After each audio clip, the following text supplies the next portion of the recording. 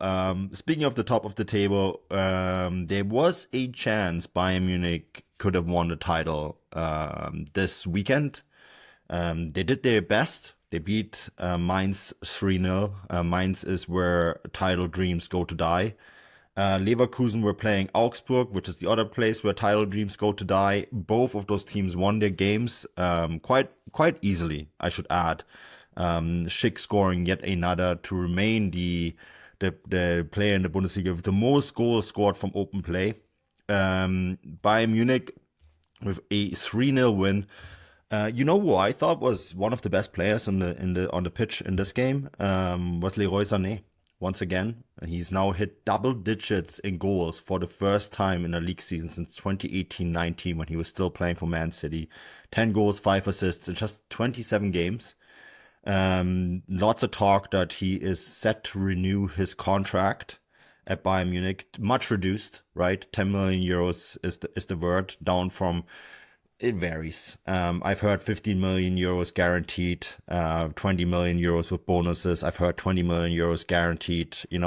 Take it or leave it, whichever way you want to slice it. It's a lot of money. But I actually think if you can get him down to the 10 million a year, and make the rest very much performance based. And he gets you 10 goals and 5 assists, or 10 goals and up to 10 assists. We don't know where he's going to finish, but if this is the sort of product we're going to get, and we probably would have already gotten it last year if he had been more consistent, I think you'd be hard pressed to find a player on the open market that will cost you just 10 million euros a year at that level. And then of course you would have to pay a transfer fee as well. So if you can negotiate him down to that level because he wants to stay, and his only alternative is Saudi, where he could make a reported 25 million euros a year. Although always take those reports with a grain of salt, Stefan. We know how the market works. But I actually think he becomes to a player who's way too expensive to a player who's probably below market value in terms of salary.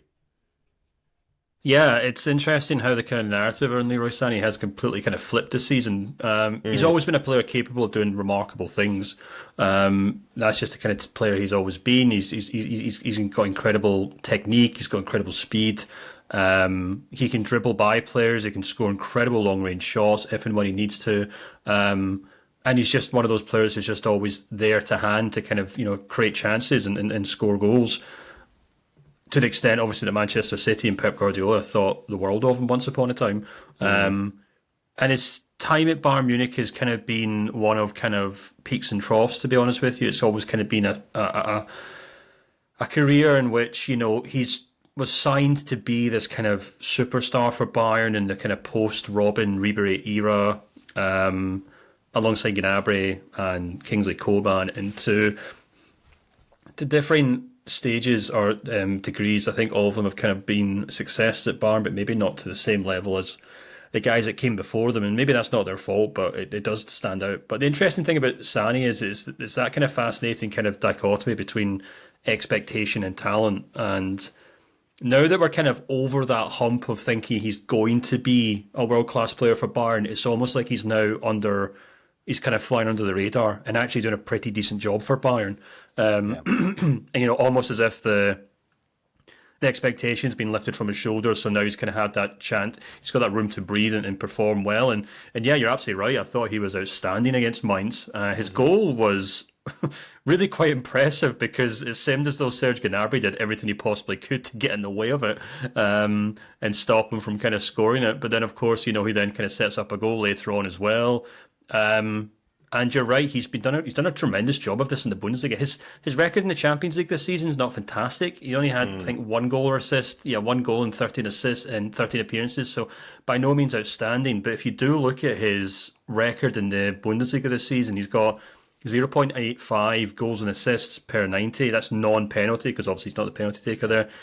And it's his best record since he moved to Bayern Munich by quite a margin, and his best margin since 2018-19 when he was scoring goals for fun. I think he finished with 20 goals and assists for in the Premier League for Man City that season. So the numbers would suggest that he is looking back to his best in the Bundesliga. Maybe could still be offering more in the Champions League, which I guess you could definitely make the case a lot of Bayern players should have done more this season.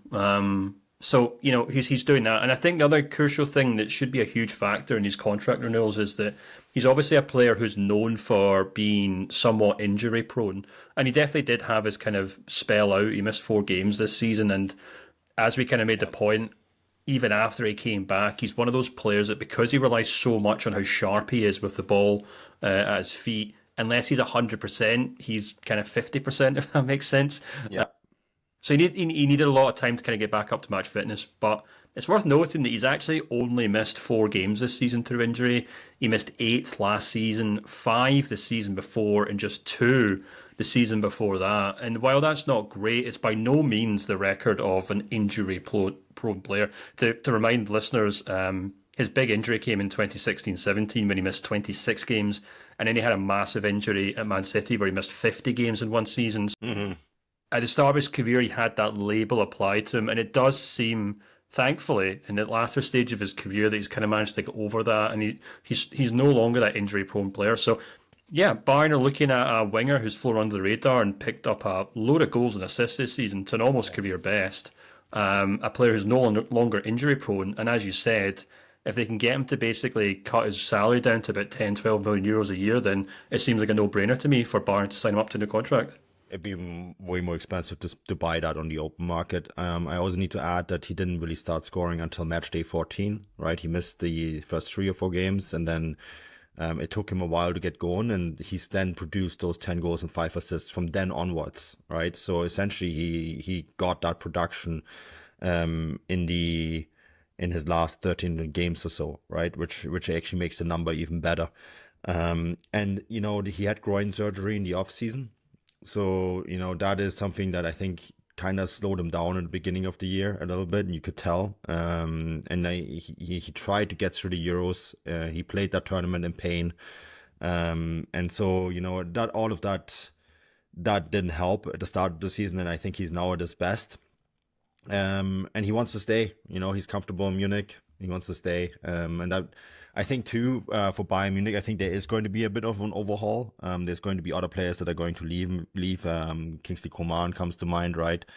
They are desperate to make room for Florian Wirtz. I saw the comments on the YouTube video that we did earlier this week, and saying that we hate Bayern Munich because we don't want Florian Wirtz to go there. It's not that straightforward, right? I mean, I talked to some people during the week, and they said like that, yeah, his dad and his family, if Florian Wirtz, it's still a big if, wants to leave, they would prefer him to go to Bayern Munich. That's a fact. I have that confirmed. I'm not reading this from a newspaper. I have this confirmed from my own sources that have in the past always been right. So I do think this is correct reporting.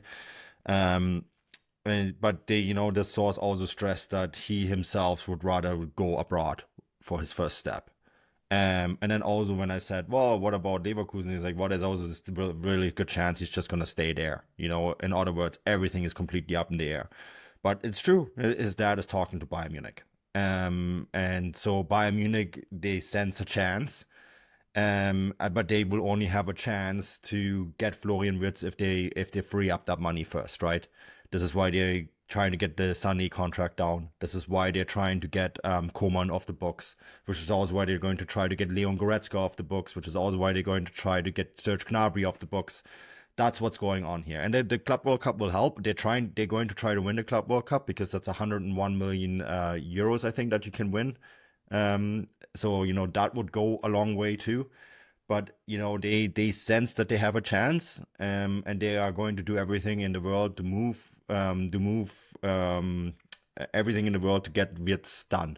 Does that mean it's going to happen? No, it doesn't. But, they're definitely in talks with his family. But at the end of the day, it's Florian's decision where he wants to go, if he wants to go. And I think, Stefan, what's going on here is really Bayern trying to make the room that if they are in a position to sign him, that they have the money to do so.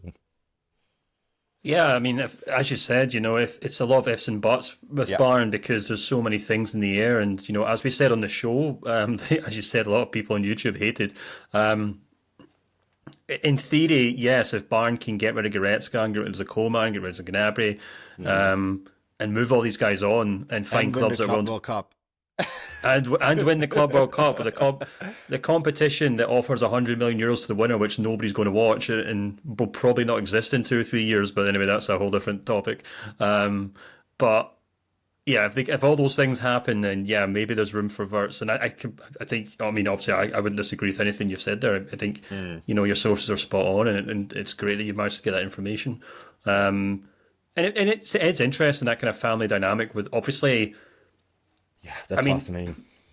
Well, it is, and it makes perfect sense because obviously from a sporting point of view, and unless you're a Bayern fan, but you're a fan of German football, you don't really want Florian Wirtz to move to Bayern. But if you're Florian Wirtz's dad, you're probably thinking, well, I've grown up watching Bayern win everything, and I've watched them develop German players. They're not very good at developing their own players per se, although obviously there's a few exceptions in this team now.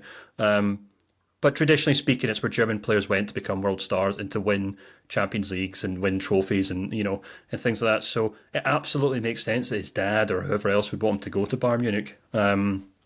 Especially right now when you look at the kind of turmoil that Real Madrid are in, and the fact that Man City are on the cusp of a major overhaul of players as well. So yeah, there's plenty of reason why Wirtz should go to Bayern Munich. There's no doubt about it. But yeah, as you said, it comes down to what the player wants.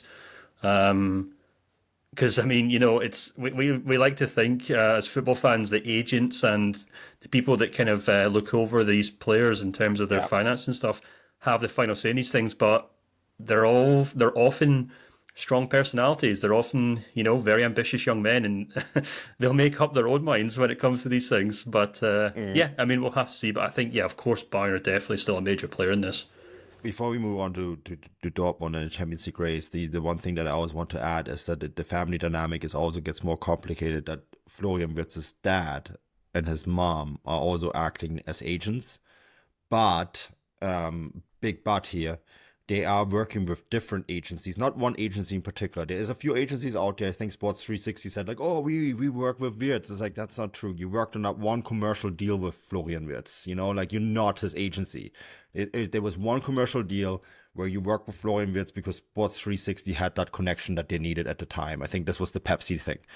The truth is that depending on who they want to work with, the Florian Wirtz family taps into different agencies around Germany to get that expertise.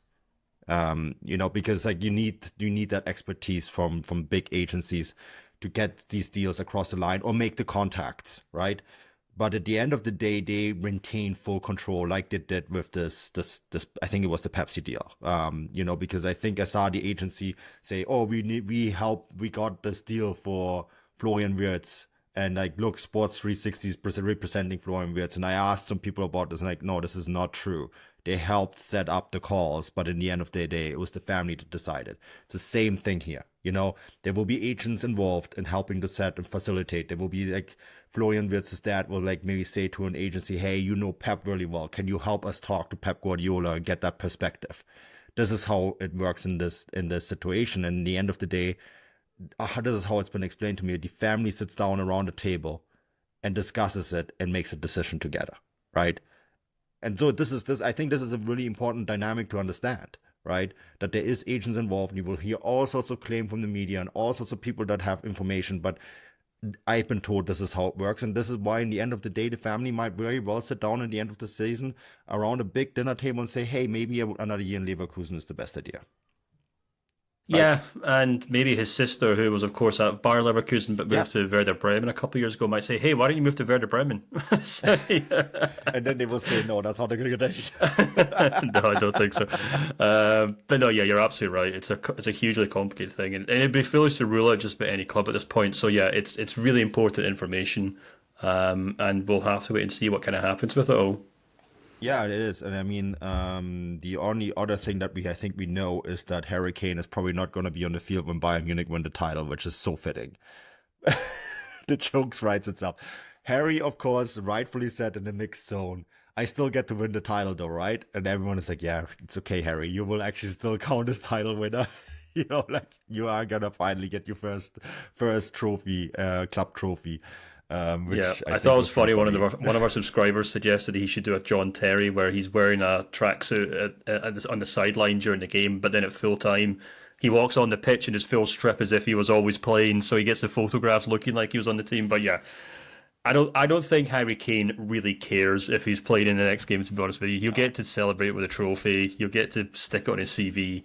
And then I said, as I said in the subscriber chat, him missing that game just gives him more time to orchestrate his move back to England before the Club World Cup. Oh no, that's not going to happen. I'm just looking up. Did Kevin Keegan ever win the Bundesliga title as a player with Hamburg? No, he won the Ballon d'Or though, didn't he? At Hamburg? Or have I just completely made that up? I'm trying to remember if he. I mean, he was there around the time that Hamburg were really good. Yeah, he's won the Bundesliga title with Hamburg. And I think, let me just double check this. Yeah, 79. He won the Bundesliga title with Hamburg. And that was his, I think, his. No, he also won 3 English championships with Liverpool prior. But I think that that's the one thing that a lot of people kind of underestimate. You were right. He did win the Ballon d'Or at HSV. A lot of people kind of underestimate that, how much that actually launched his world career, right? Like winning the title abroad. And there's other great examples of English players really going abroad to manifest their career. Like they were already domestic stars. David Beckham is another one, right? Who went to Real Madrid. Yeah. And like people are kind of... Not one, by the way, not one, but 2 Ballon d'Ors he won at Hamburg, which is just crazy to think in this day and age. Yeah. He won in 78 and 79.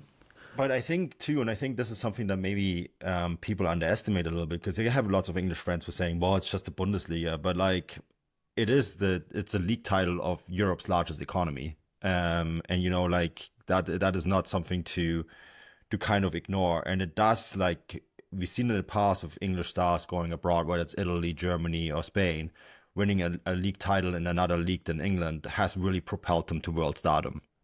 So I do think this is maybe a bigger deal than we think, including for Harry Kane. I mean, I think so too, but I also think we're now 20 minutes into this podcast. We're running out of time, and we probably don't have time to talk about... We'll do this next week. Next week, talk about Harry Kane and the German economy and how that relates to his career success. You know exactly where this is gonna go. We're gonna go 20 minutes off.